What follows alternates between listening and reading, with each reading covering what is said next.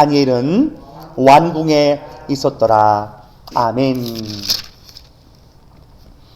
예, 다니엘서 우리 2장 우리 24절부터 49절까지의 말씀 함께 보았습니다.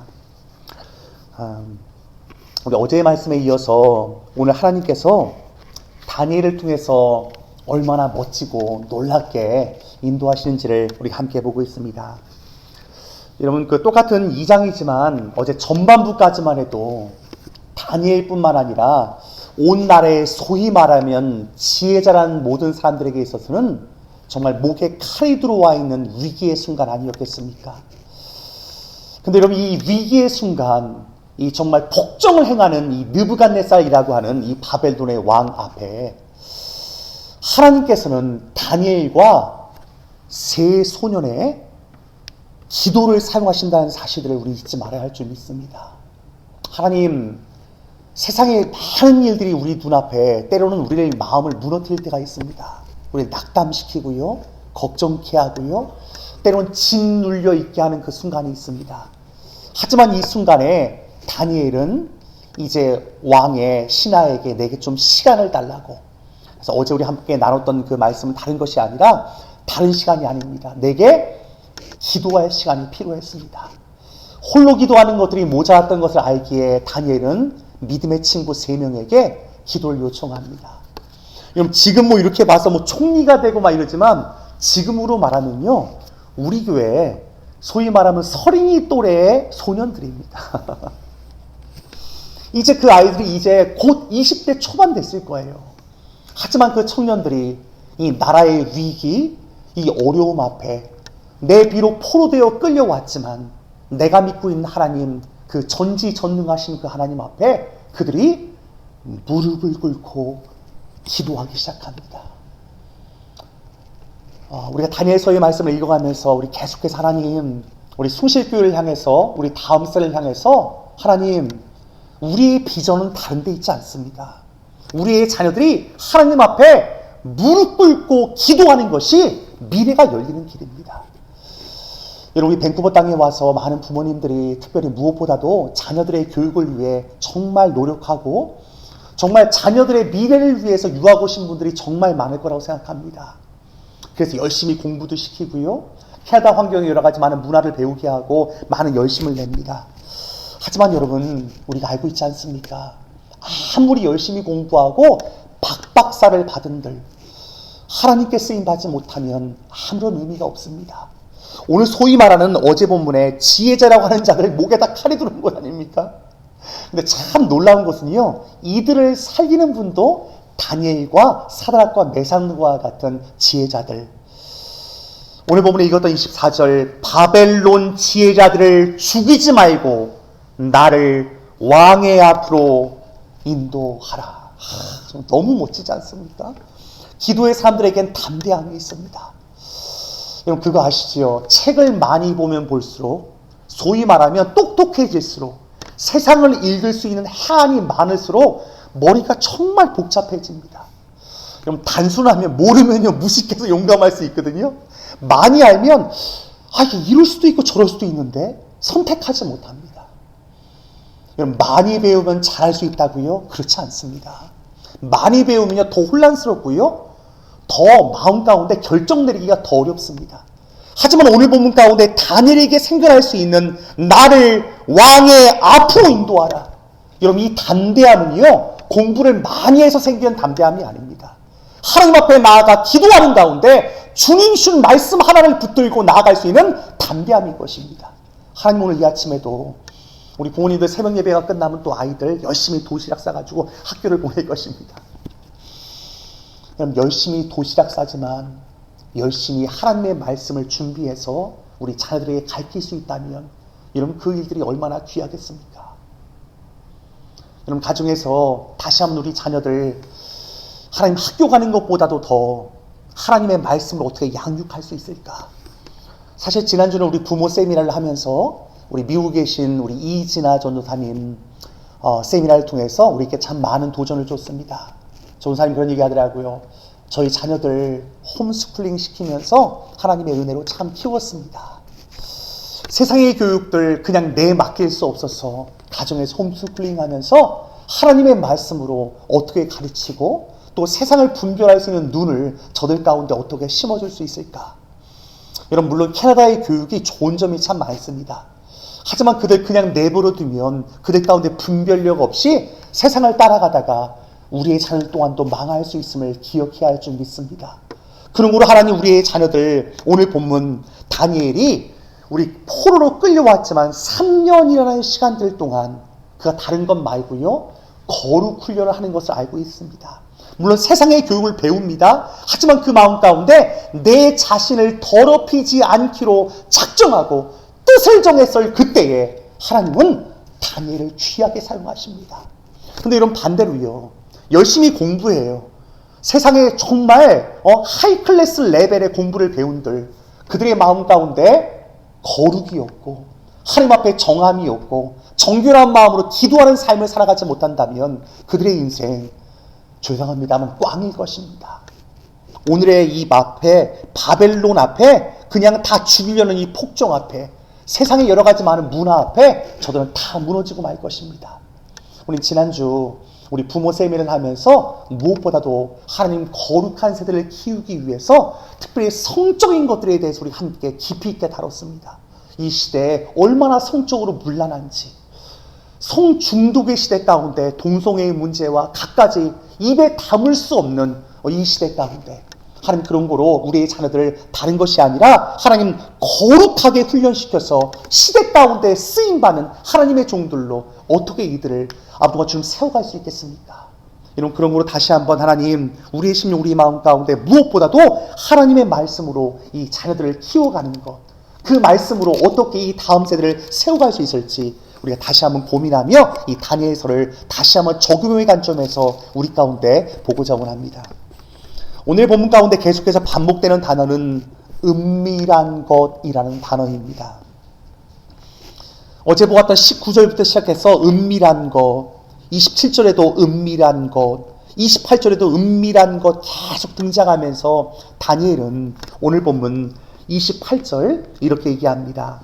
오직 은밀한 것을 나타내실 이는 하늘에 계신 하나님이시라.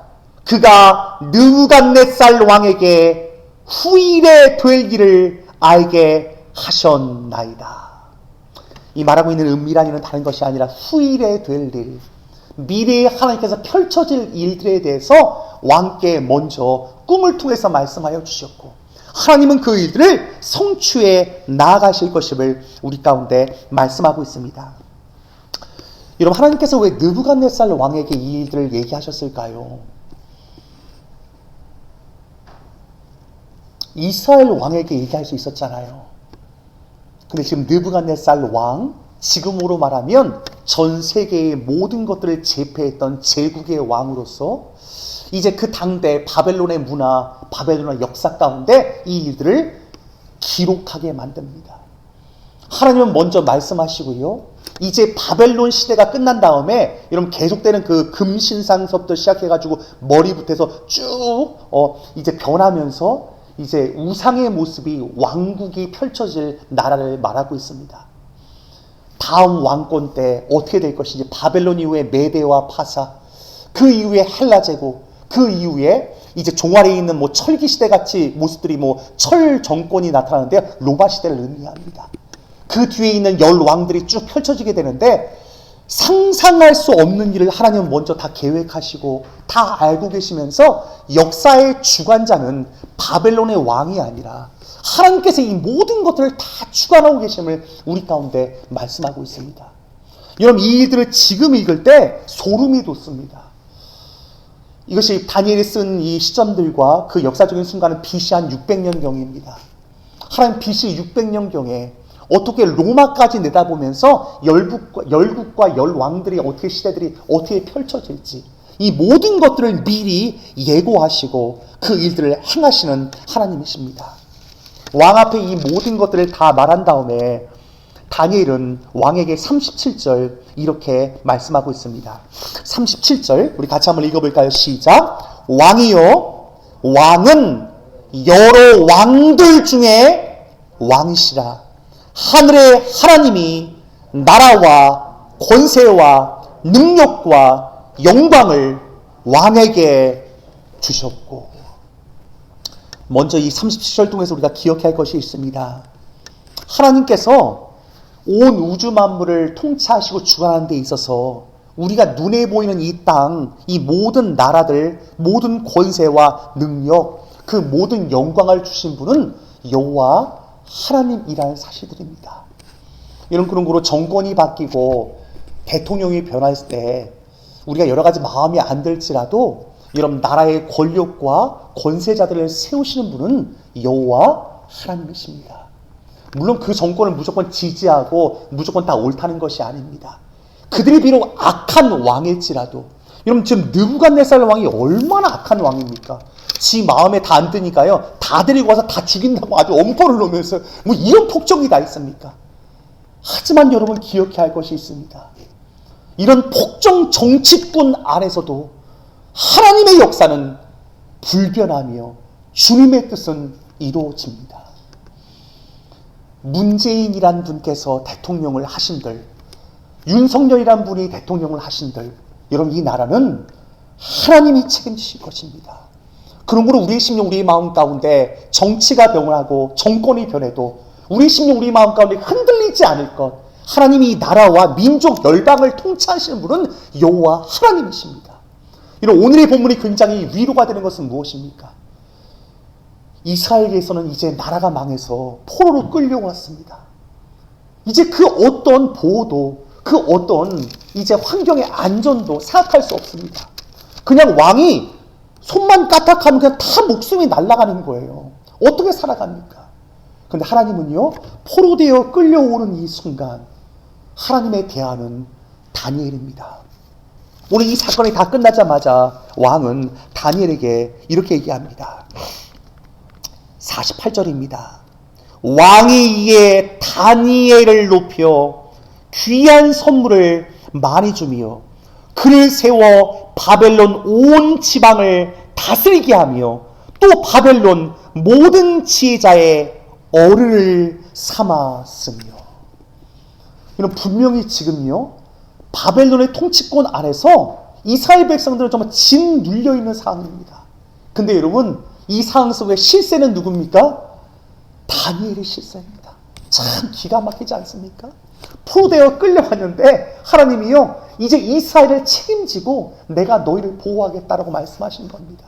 그뿐만 아니라요, 하나님께서 이제 다니엘 이후에 세워질 오늘 본문 49절, 왕이 또 다니엘의 요구대로 사드락과 메삭과 아벳느고를 세워 바벨론 지방의 일들을 다스리게 하였고.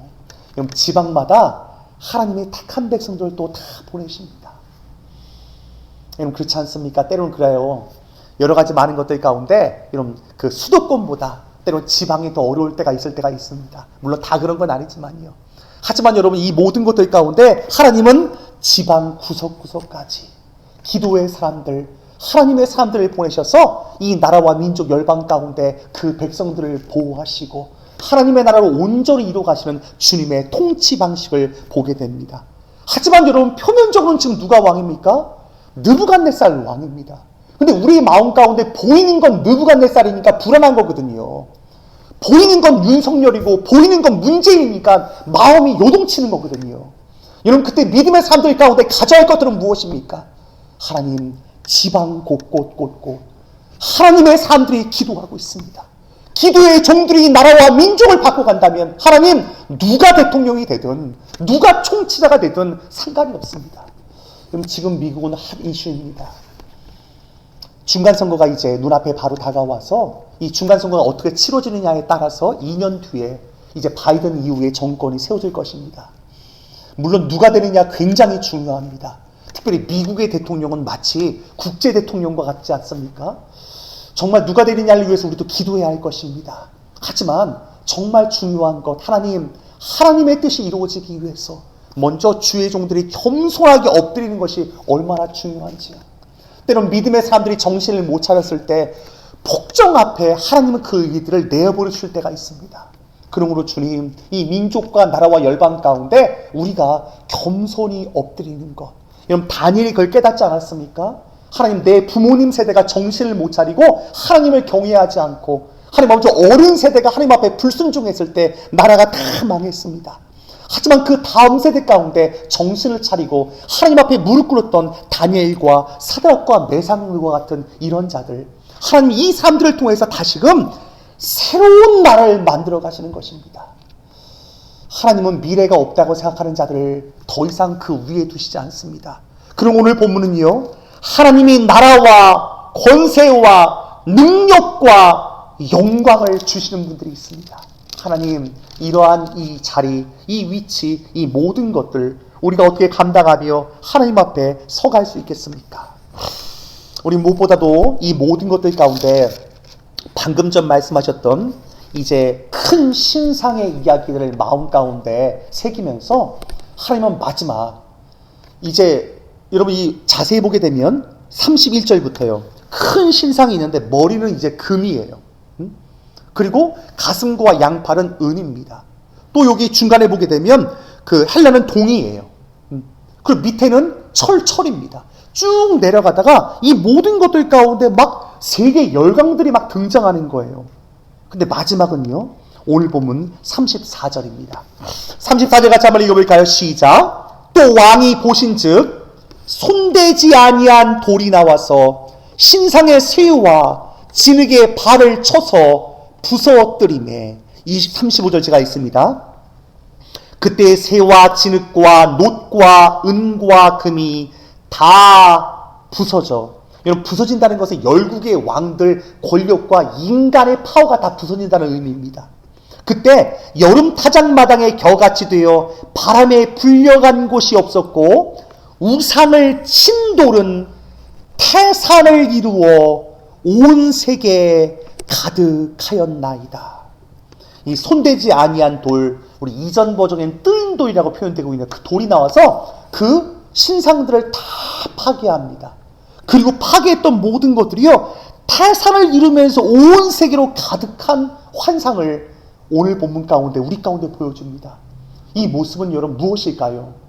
눈에 보이는 것은 열국의 제국들이지만 열국의 제국들 가운데 눈에 보이지 않는 하나님의 나라가 태산을 이루어 온 세계 가운데 가득한 것을 하나님은 영적인 그림을 보여주는 것입니다.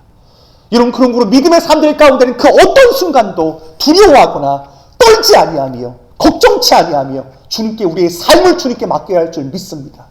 하나님, 바벨론의 폭정 속에 하나님의 나라는 이루어지고 있습니다. 이런 그런 거로 우리는 교회를 볼 때 두 가지 각도로 봅니다. 눈에 보이는 교회와 눈에 보이지 않는 교회라는 개념이 있습니다. 여러분, 한국 교회도 마찬가지고 밴쿠버 교회도 여러 가지로 쉽지 않습니다. 코로나 상황 가운데 교회가 소위 말하면 세상 말로 밀리는 것 같고요. 교회가 여러 가지 많은 힘을 잃은 것 같은 모습들이 보여지기도 합니다. 하지만 그 가운데 우리가 잊지 말아야 할 것, 하나님 그래요. 보이는 교회의 모습 가운데 우리가 실망할 수도 있고 보이는 교회가 승승장구하게 성장하고 부흥하지 않은 것 같지만 하나님, 보이지 않는 영역 속에서 하나님의 교회가 하나님의 능력의 장주 가운데 세상과 만민 가운데 오늘 본문처럼 우상을 친 돌은 태산을 이루어 온 세계에 가득하였나이다.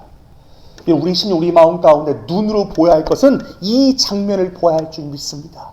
여러분, 이것은요, 오늘 본문을 보게 되면 34절에 손대지 아니한 돌이 나와서 신상에 쇠가 등장합니다. 금도 있고요, 은도 있고요, 동도 있는데 이 지금 그 돌이 치는 장면은 쇠거든요. 이 종아리 부분인데 로마 시대를 의미합니다. 로마 시대에 탁 치는데 로마 시대에 누가 예비됩니까? 하나님의 아들 예수 그리스도께서 만왕의 왕으로 오시는 대목입니다. 참 놀라운 구속사적인 이 역사가 이 쇠라고 하는 이 장면 속에서 이 마치 그 철처럼 강력한 이 국제적인 이 모든 제압을 하는 로마 시대입니다.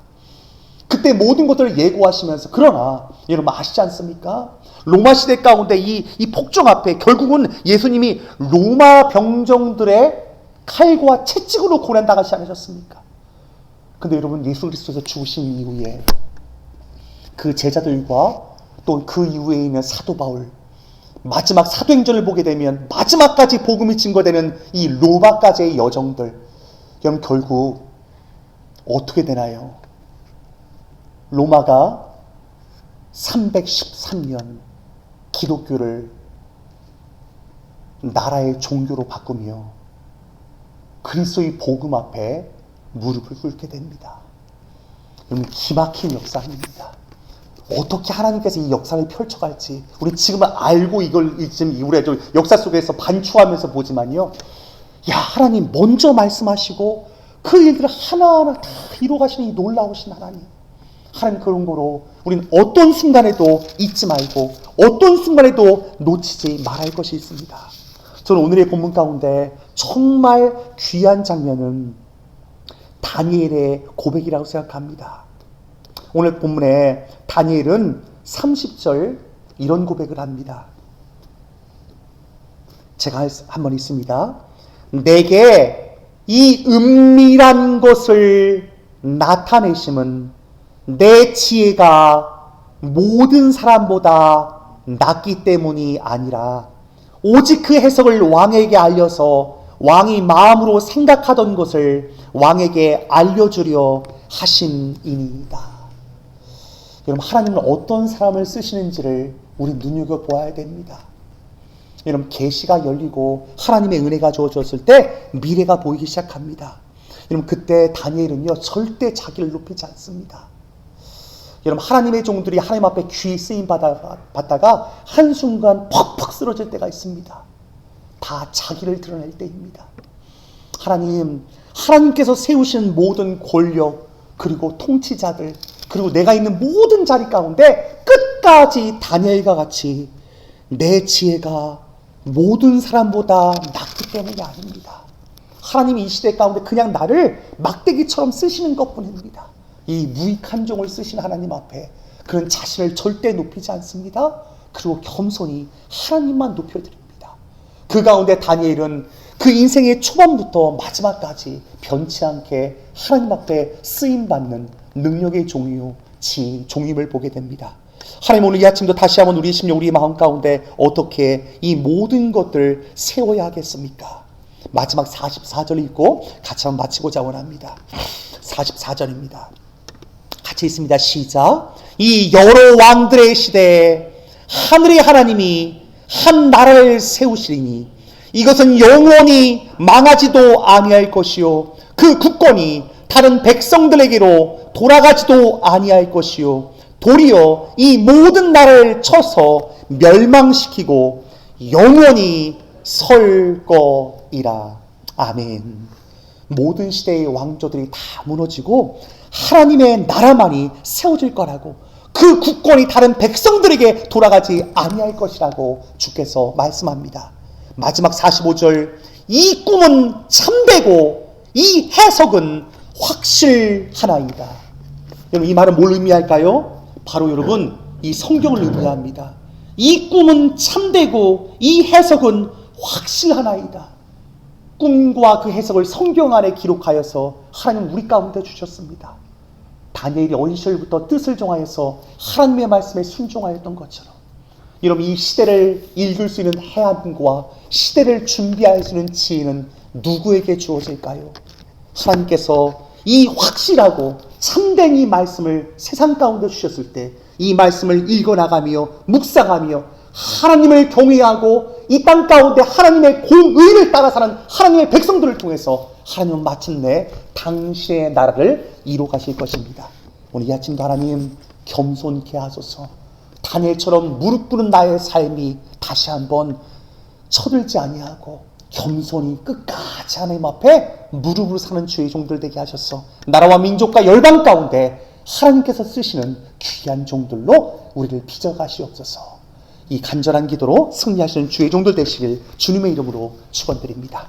함께 기도하겠습니다.